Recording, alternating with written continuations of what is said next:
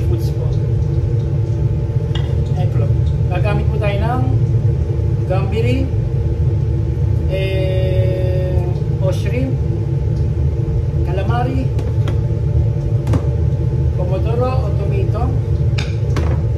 Gagamit din po tayo ng sugo o sauce ng pomodoro. Ito po yung ating pinagpakuluan o pinaglutuan ng gagamit din po tayo ng tahong o kotse, bongole o kalaan. Gagamit po tayo niyan. Gagamit din tayo ng prezzemolo, parsley. Gagamit din po tayo ng alyo. At siyempre gagamit din po tayo ng olive oil. Ngayon po nilagay ko po ito yung alyo o garlic. Then siyempre hindi mawala ang ating spaghetti. Kasi spaghetti ang ating gagawin. Okay. Bali po nilaglag ko na po dyan yung spaghetti. Ngayon simulan na po natin ang procedure. Okay. Ngayon po nagpapalilit tayo ng kawali. Merong bawang at mantika. Okay. Ngayon po itatanggalin natin ang garlic. O alyo. Yan. Uunahin ko pong ilalagay. Para po sa akin mas magandang ilagay yung calamari. Para medyo mag-prito siya ng konti. Lagyan na po natin calamari. Ibog na po natin yung apoy. Kahit high, okay lang po yan.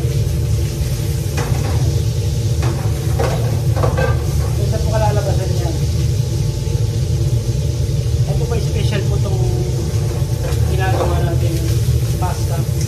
Mahalin po yan, lalong-lalo na po kapag sa amin, sa mga dagat. Ako, mamahal yan.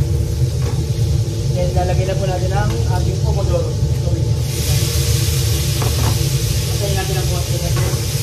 Makapoy yan. Ano ito? Hindi niya mo pagpapapoy. Okay. Ganyan lang po yan.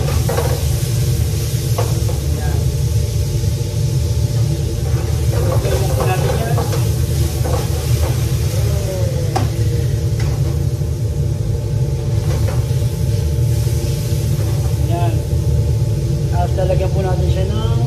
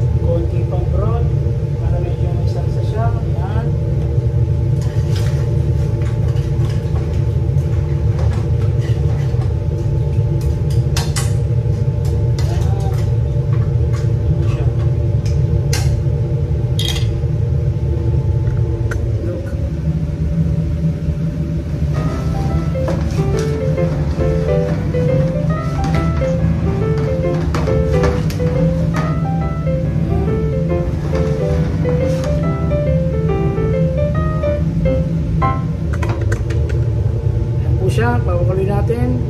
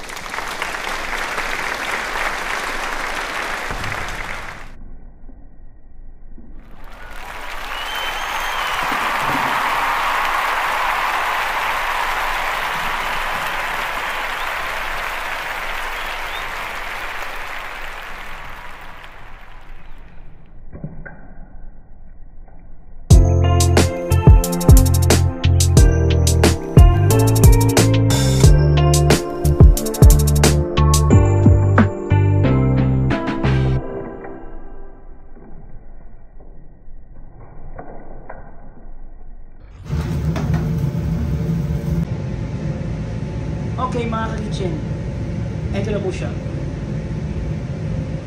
Look. Yan na po siya. Bella Piatto. Okay po. Kain na po tayo. Thanks for watching guys.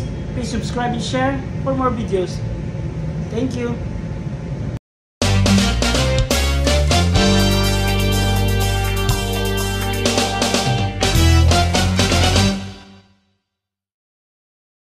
Please subscribe and share for more videos.